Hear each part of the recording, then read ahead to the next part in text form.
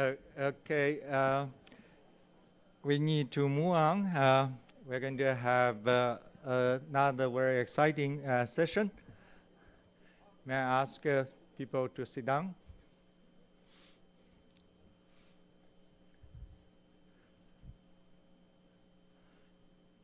Our next keynote speaker is Dr. Qin Xiao, who served as the chairman of the merchant group for quite a long time, and he made a major contribution to the development of the merchant group. After he retired, he led our U.S. Economic Dialogue, China delegations for 6 years. So without further ado, let me give the podium to Dr. Qin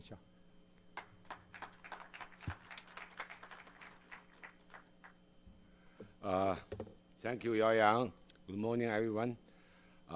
It is my pleasure to be here.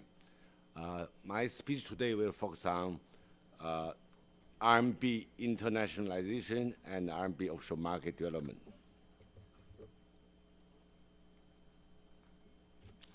There are 5 topics: the process, the offshore market development, the institutional reforms related, and potentials, prospects, and final give some very brief conclusion. Now let's start with the process of Rmb internationalization. Some milestones.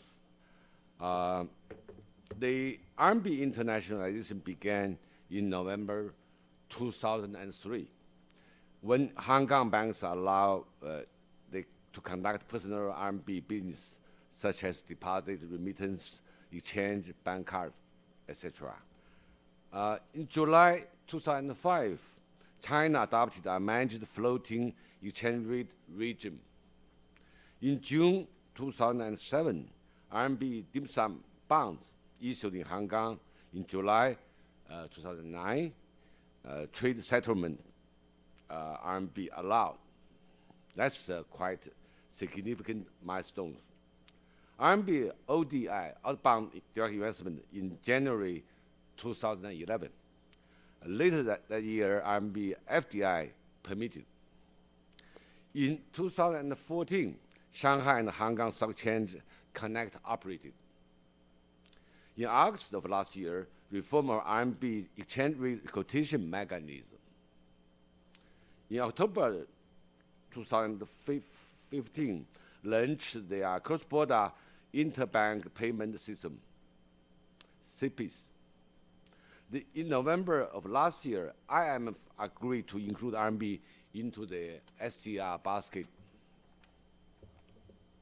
That's a major milestone in the process. Let's take a look at the current status of Rmb international use. Rmb presence in international trade and settlement has been growing from a very low base and made substantial progress. In the second quarter of last year, Rmb is the second most used currency in the world in trade finance, 5th in payment, 6th in foreign exchange trading and international interbank loans.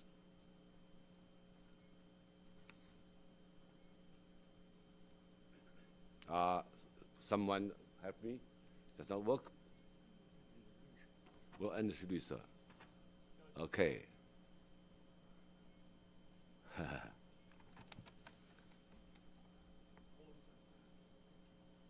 Okay. Let's, yeah, next one. No?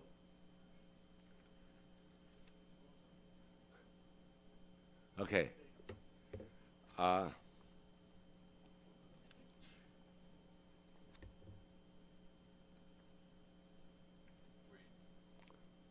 Again, I think it's page 5. Yeah. In 2014, China's current account item settled in RMB reached to 6.6 trillion, a 42 growth compared to the year before. Outward direct investment settled in RMB reached to 187 billion, surging by 118%. Foreign direct investment settled in RMB reached to 862 billion, increasing by 92%. Okay. Now let's turn to the development of offshore market.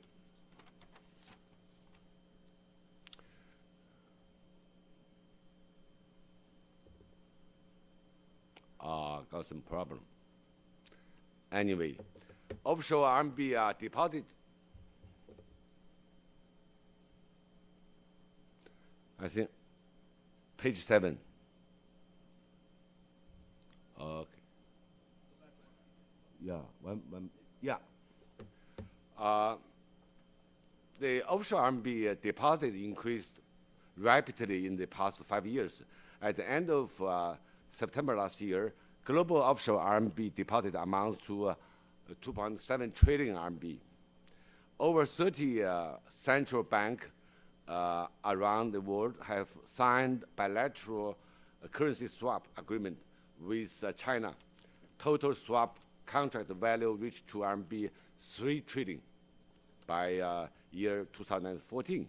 RMB assets held by foreign central bank amounts to 667 billion yuan by April last year.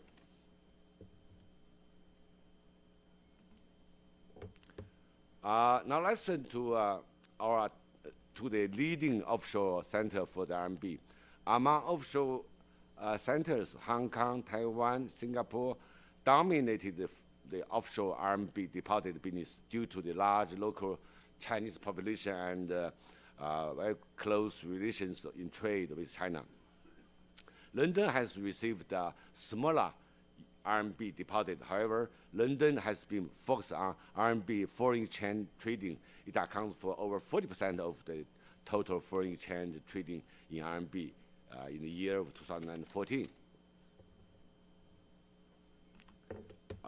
Outstanding balance of offshore RMB bonds reached to 859 billion yuan by November last year. The leading RMB bond center are Hong Kong, Singapore, Luxembourg, and Taiwan.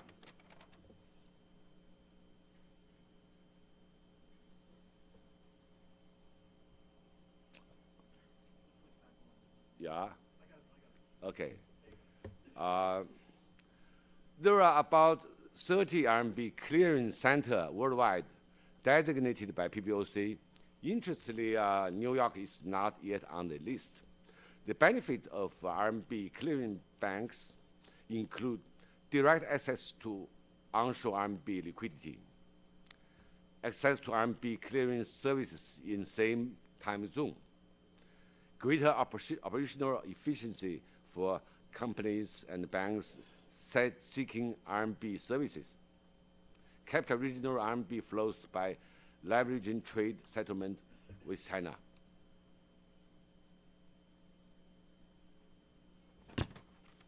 Now let's turn to the institutional reform that promote RMB international process.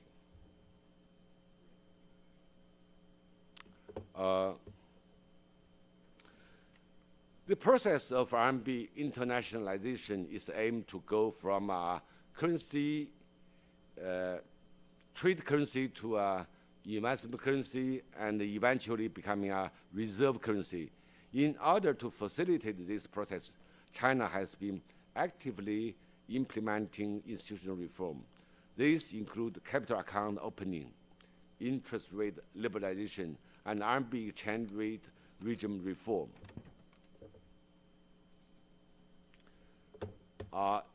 China has made significant progress in opening up its capital account since its current account fully opened in 1996. Major milestones include liberalizing portfolio investment in the early 2000s, starting with institutional investment investors, QFII and QDII quotas increased quickly, made the RMB more useful in international trade settlement since 2009, launched RQFII program in 2011 to allow offshore RMB to flow into China's domestic capital market, introduced a new stock connection program, the Shanghai Hongkong One, launched in 2014, and the Shenzhen Hongkong Stock Exchange is likely to become in operation this year. Interest rate. China has reached a full liberalization of interest rate. It has generally followed the sequenced approach, liberalizing the money market and the bond market rates before banking rate, liberalizing lending rate before deposit rate, and liberalizing long-term and wholesale rate before short-term and retail rate.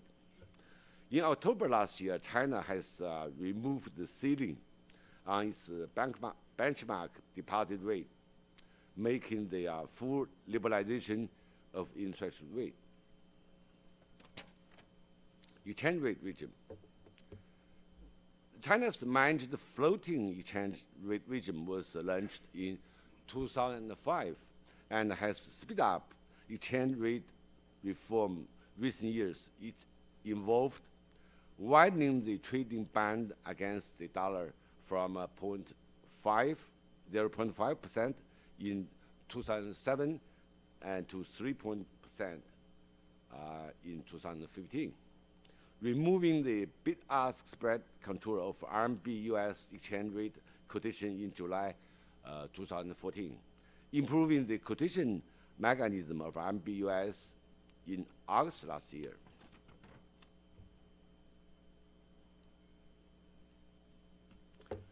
China foreign exchange trade system just introduced its RMB exchange rate index, which shows that China intends to have its RMB be valued against a basket of 13 trade-weighted countries rather than US dollar only.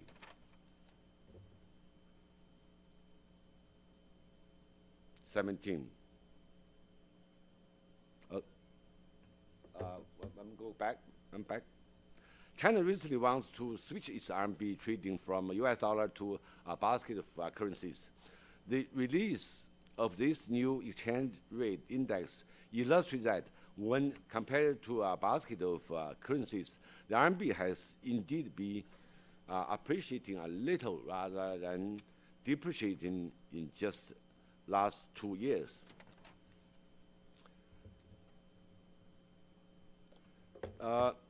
Potentials and prospects.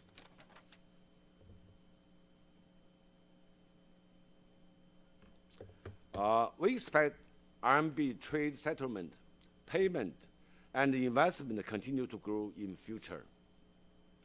In 2014, China's global import and export reached to 26 trillion yuan, but current account items settled in RMB were only 25% of the total current account trading volume.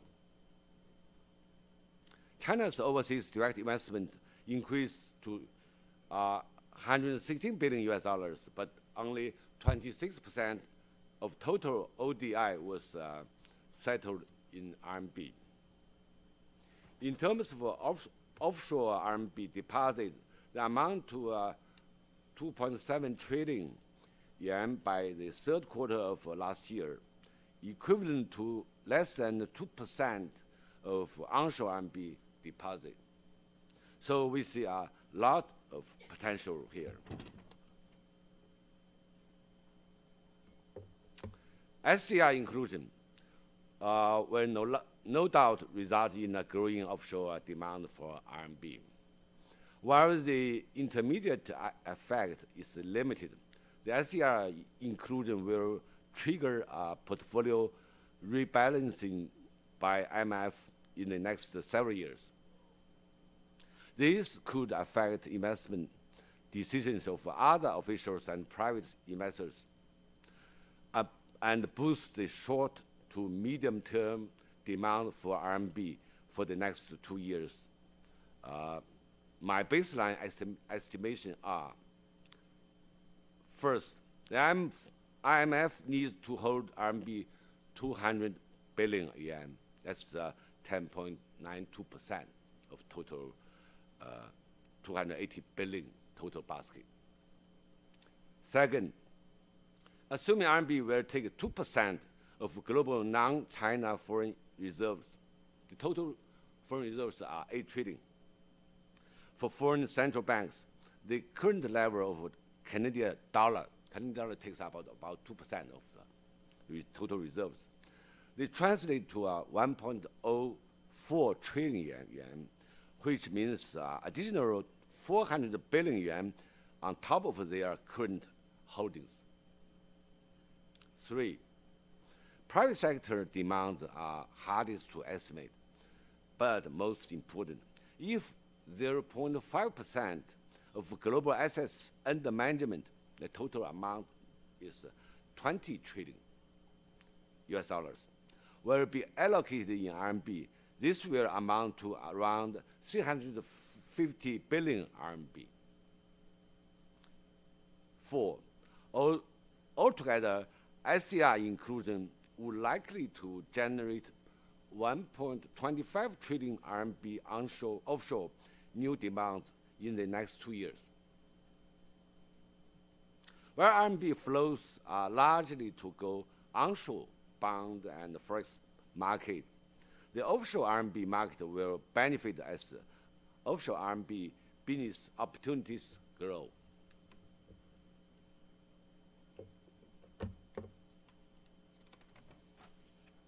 The Shanghai-Hong Kong Stock Exchange connection and Shenzhen one. Shenzhen-Hong Kong Stock Exchange connection after the successful launch of Shanghai-Hong Kong one in 2014 become the next main initiative for China to open its capital market. It will increase pool of RMB liquidity in Hong Kong by providing more investment products. The One Belt and One Road go global strategy. One Belt and One Road and the Chinese Go Global strategy will promote the cross-border use of RMB and benefit RMB offshore market. By 2040, 46 trillion US dollars additional fund would be needed to finance regional infrastructure investment, 40% of which, about 18.5 trillion US dollars, will come from international capital market. RMB on offshore market, Hong Kong, Singapore, and other centers in particular will play an important role to finance this investment.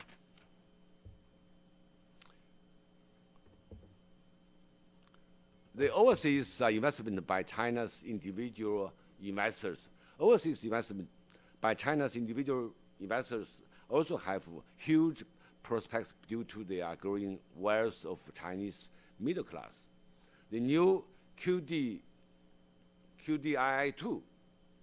has qualified domestic individual investors 2 program, which is expected to launch this year, will allow qualified individuals, individual Chinese investors, defined as those who hold over 1 million RMB portfolio assets, access to a foreign stock, bond, real estate without the ceiling. This is a positive move to promote individual mainland investors to optimize their assets allocation worldwide. Entry of foreign central bank, international financial organizations, and sovereign wealth management fund are allowed to invest in China's interbank bond market. This will help foreign fund managers manage their RMB reserves. The application process has been simplified. The quota system has been removed. Investment scope has been broadened. Bond borrowing and lending, bonds, forward interest rate swap, and forward rate agreement, etc. All these would contribute to RMB's transformation from settlement currency to investment currency, and eventually to a reserve currency.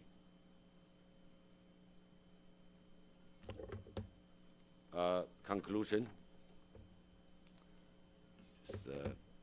The first, China has made significant progress in RMB internationalization within a short period of time and from a very low base, evidenced by the gradual expansion in terms of scale and scope of international use of its currency. 2, RMB offshore market have been developing naturally along with the cross-border use of RMB.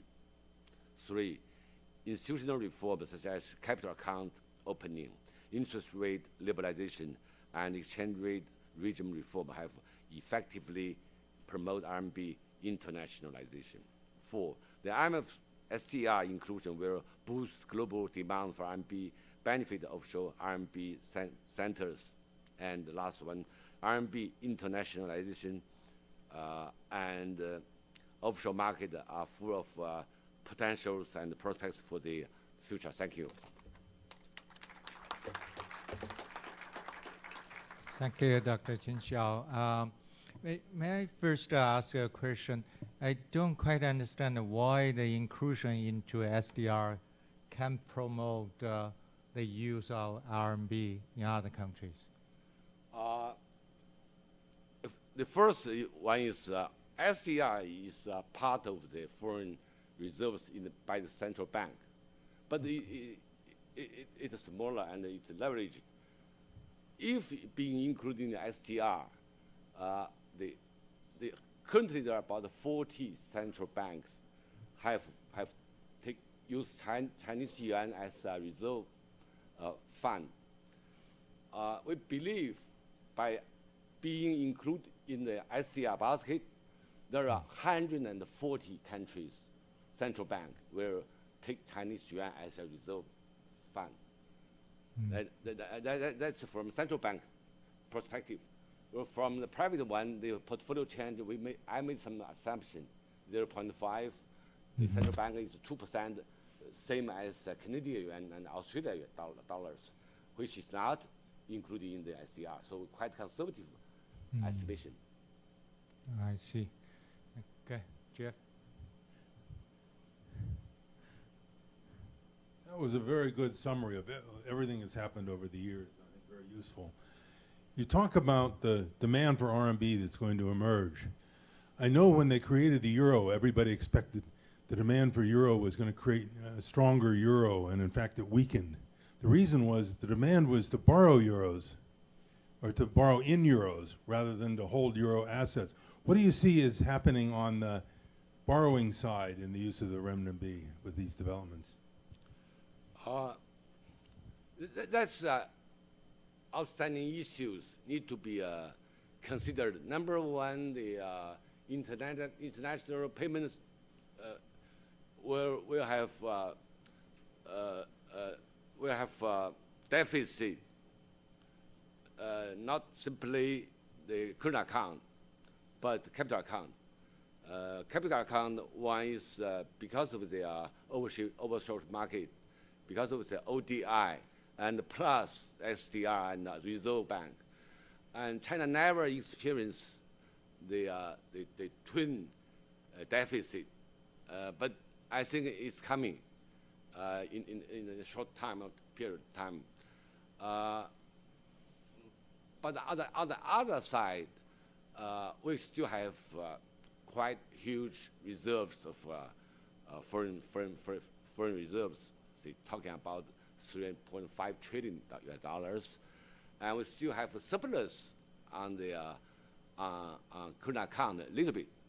probably remain as 2% or 2.5% of GDP. And there will be a different market when we say opening up of capital market, but it's under management. There still have a distance to go for full opening. I don't think there's any countries have a full opening. So there will be two market, two pricing, interest rate, exchange rate, CNY, CNH. I don't think I'm in a position to make assessment of all those new things. It takes time. Maybe next year I can give you some part of the answers. Nick.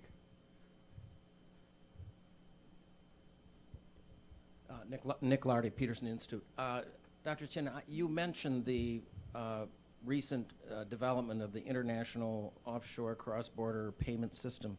I'm not sure I understand the significance of that, and if I could ask a specific question. Does that mean when new areas are designated as offshore RMB trading centers that there will not have to be a Chinese clearing bank because all these transactions? Yes. So what will happen? You are correct. Not necessarily Bank of China. As long as this system being established, other banks can use that. So it's making it more spread and more efficient. Thank you. Question over there? No, the mic is coming behind. Lovely, thank you. Dr. Qin, thank you. You mentioned about QDII2. So that means the citizens in China can invest and allow the funds to go outside internationally, foreign. But what about QFII2? In other words, we who may not have the Chinese, let's say, citizenship would not be able to open accounts. So wouldn't that be a good parity, also allow both ways cross-border and bring more money also into China as well as going out of China? So is it in the, let's say, planning stage, or nobody's thinking about it? But it keeps me up First at of all, the QDI2 is yet to be announced, but we expecting maybe probably this year. It's still not available, but have plan, have they need to do some homework. So I'm trying to plant some seeds. Yeah. But if you look at the opening up of capital account, up to now, it's still under some management and control through QFI, and so my personal estimation is it will take a longer time to have QFI2. The QDI2 will be this year, but the QFI2 will take a longer time. It'll be coming, though. I don't know. It is coming. At least you know eventually, everything will come in. There's such a hit. Thank you. There should be potential such as that. Okay. Because I have time limit, I can see Steve is just into me to end here. Let me ask our audience to join to thank Dr. Qin Xiao.